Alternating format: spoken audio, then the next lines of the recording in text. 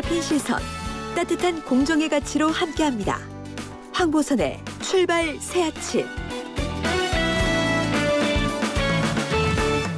네, 황보선의 출발 새아침 2부 시작합니다. 윤석열 전 총장보다 국민의힘에 쾌속 입당한 뒤에 대선 출마 선언까지 한 최재형 전 감사원장. 자, 그런데 지지율 주춤하고 준비가 부족하다는 지적도 받아오던 차에 선거법 위반 논란으로 곤혹스러워하고 있습니다. 최재형 캠프 상황실장이죠. 김영우 전 의원에게 자세한 얘기 들어보겠습니다. 안녕하십니까? 네, 안녕하세요. 반갑습니다. 반갑습니다. 지난주 금요일에 대구 서문시장 가셨죠, 같이? 네, 같습니다. 근데 이제 이 마이크를 잡으신 게 화근이 됐네요. 예. 그러니까 뭐 선거법 위반 논란이 일어난 거에 대해서는요. 예. 저희 캠프에서도 그렇고 국민들께 굉장히 죄송하다 이런 말씀을 먼저 드립니다. 이유 여하를 막론하고요. 예. 근데 이제 당시 상황을 잠시 말씀드리면은 코로나 때문에 저희가 그 대구 서문시장 방문을 취소했었습니다. 아, 그래요. 네, 그런데 이제 그래도 그 이후에 그 서문시장의 상인 연합회 분들은 이제 만나는 걸로 이렇게 약속이 됐어요. 그래서 네, 그분을 만나러 가는데 그 서문시장 앞에 이제 지지자들로 보이는 많은 분들이 계셨어요. 예. 네, 이분들께 이제 후보께서 인사를 하신다고 그랬는데 이게 뭐 마스크도 쓴 상태고 야외고 이러다 보니까 그 어떤 분이 마이크가 있다고 그래서 제가 마이크 있나요? 예. 그래가지고 마이크를 이제 제가 전해드렸죠. 예. 근데 그게 화근이 된 겁니다. 그래서 선거법이 굉장히 까다롭거든요. 예. 이게 이제 공식 선거 운동 기간이 아니면 마이크를 잡지 말아야 되는데 제가 저도 사실은 순간적으로 착각을 했고, 예. 예, 그래서 그날 이제 빚어졌는데 이건 뭐 의도적인 것도 아니고요. 예. 그래서 그렇다고 하더라도 선거법에 대해서 저도 이제 사실 정치를 좀 오래 했지만은 선거법이 워낙 까다롭고 그다음에 후보께서 어딜 가시든지 사실 우리 언론인들이 이 마이크를 들이대고 예. 갖다 놓고 브리핑 해달라고 예. 많이 그러지 않습니까? 예. 야외도. 그래서 착각한 거예요. 저희가 이제 야외고 이러다 보니까. 예. 예, 어쨌거나 뭐 좀 그런 일이 있었습니다. 이 마이크가 저 마이크인지 이거 좀 네, 막 헷갈렸죠. 예. 예. 알겠습니다. 자, 근데 이 국민의힘 대변인이죠. 양진우 대변인이 정치 초보의 실수다 이렇게 얘기했는데 이게 이 논평이 이제 어떻게 비판입니까? 아니면 변호입니까? 이게? 뭐 정치 초보 초년생 맞죠. 근데 이제 저는 뭐 사실 삼선 국회의원 출신인데 예. 이게 뭐 정치 초보냐의 문제라기보다는 좀 굉장히 우발적이었어요. 그날 상황은. 네. 네, 지지자들이 모였고 이분들에게 인사를 해야 되는 입장에서 거기 이제 마이크가 뭐 누구의 마이크인지는 뭐 저는 지금도 알 수가 없는데 이렇게 이동용 마이크 있지 않습니까? 무선 마이크. 예. 그런 걸 누가 가지고 계시더라고요. 그래서 그걸 전해드렸는데 이것은 굉장히 참 순간적으로는 이런 그 실수를 범하기가 참 좋은 그런 상황이에요. 그 마이크가 혹시 뭐 녹음기로 착각하신 거 아니에요, 혹시? 그거는 아니고 그냥 이렇게 뭐 등산 다니면서 다니는 분들 또 거리에서 뭐 이렇게 뭐 물건을 파는 분들 이런 분들이 가지고 다니는 그런 식의 마이크였던 것 같아요. 저는. 그래서 그 마이크에 대해서 좀 쉽게 생각한 거죠. 저희 캠프에서도 제가 그래서 그렇게 됐는데 이게 뭐 좀 의도적이거나 이런 건 전혀 없고 우리는 오히려 그 코로나 때문에 상가 방문을 못하는 거에 대해서 그냥 우리를 지지해 주시는 분들에 대해서 인사를 한다는 것이 마이크를 잡은 거죠. 그래서 그렇게 됐습니다. 김재원 최고위원이요. 근데 또 뭐 이 양준호 대변인의 그 논평을 뭐 이적행위, 해당 행위다 이렇게 비판했는데 좀 동의하실 부분이 있습니까? 글쎄 뭐 당내에서 그런 이야기가 이제 오고 갔는데 전체적으로 그런 얘기가 이제 오고 가는 것 자체는 뭐 이렇게 바람직하지는 않겠죠. 근데 당내에서 아무튼 뭐 저희가 좀 위법의 논란을 불러일으킨 것은 철저하게 저의 잘못이고요. 그런 논란이 이제 일어나면 안 되겠다 생각을 하고 혼자 다 뒤집어 쓰는 거 아니에요? 예. 네? 김영우 시장께서. 뒤집어 쓰는 건 아니고 제가 예. 책임질 일이 있으면 책임을 예. 져야 되는 거죠. 근데 예. 이제 그런 의도성이 전혀 없었다라는 예. 말씀을 거듭드립니다. 예.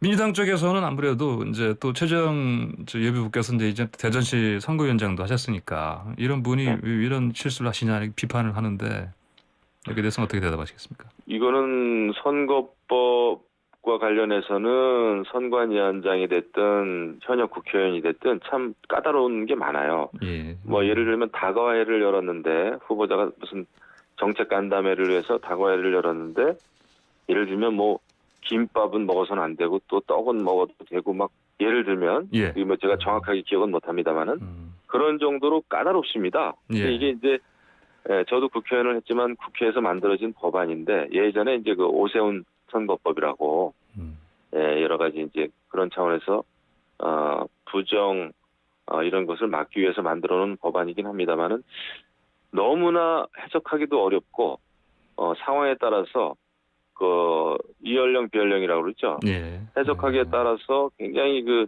다르게 판단되는 그런 그 소지가 좀 있어요. 그래서 그런 것도 좀 문제가 좀 있다 이런 생각이 좀 드네요. 선관위 조사 어제 받지 않았습니까? 그 선관위 쪽에서 그 서류가 왔어요. 그래서 이제 법률 대응팀에서 면밀히 보고 진솔하게 답변을 지금 하고 있습니다. 예, 알겠습니다. 자, 그리고 최재형 전 원장께서 SNS에다가 그 부동산 정책 이거 발표하신 게 내보니까요. 이게 보니까 뼈대가 세금 규제 완화, 공급 확대 이렇게 보면 되겠습니까? 그렇죠. 지금 사실은 부동산 문제를 크게 보면은 수요 공급의 문제, 그다음에 대출과 관계된 문제, 또 세금의 문제 이 세 가지거든요. 예. 근데 이 세 가지 측면에서 봤을 때 문재인 정부의 부동산 정책은 정말 뭐라 그럴까요? 모든 국민을 투기꾼으로 생각하는 그런 그 입장에서 만들어진 굉장히 반시장적인 부동산 정책이다 이렇게 생각합니다. 그것도 또 일관성이 있으면 좋은데 그마저도 없죠. 28번씩이나 부동산 정책을 계속 발표를 했지만은 집값은 과거 정부보다 훨씬 많이 올랐단 말이에요.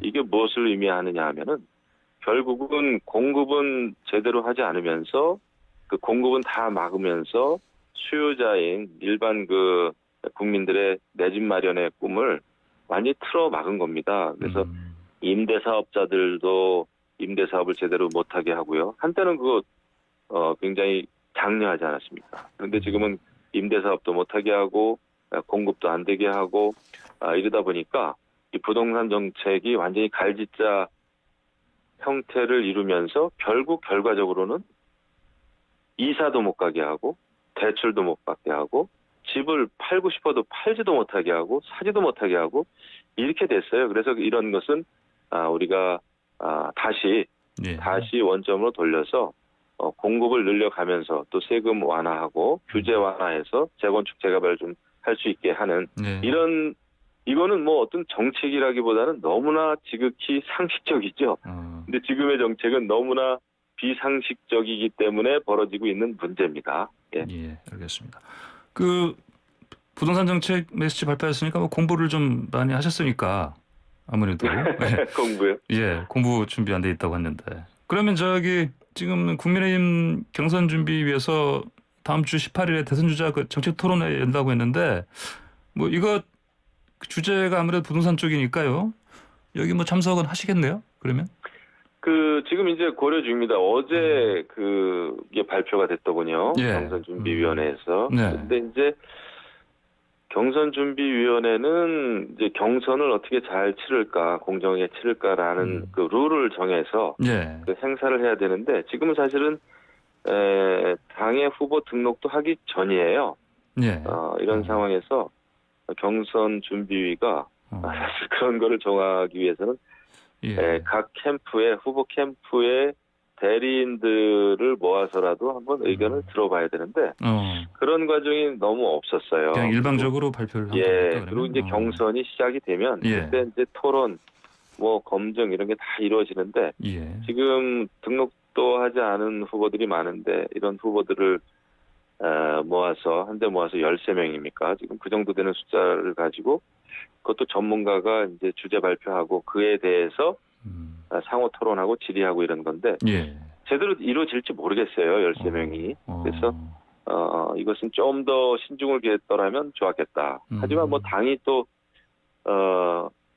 어떤 뭐라 그럴까요? 그 경선 자체를 경선에 이제 주목도를 좀 끌고 뭐 이러기 위해서 행사를 마련한 것 같은데 그거에 대해서는 저희들은 아직까지 판단은 못 하고 있습니다만은 네, 그 세부 과정을 좀 더 한번 들어봐야 될 것 같아요. 아직은 참석할지 말지 이제 고민 중이다, 검토 중이다 이렇게 알겠습니다.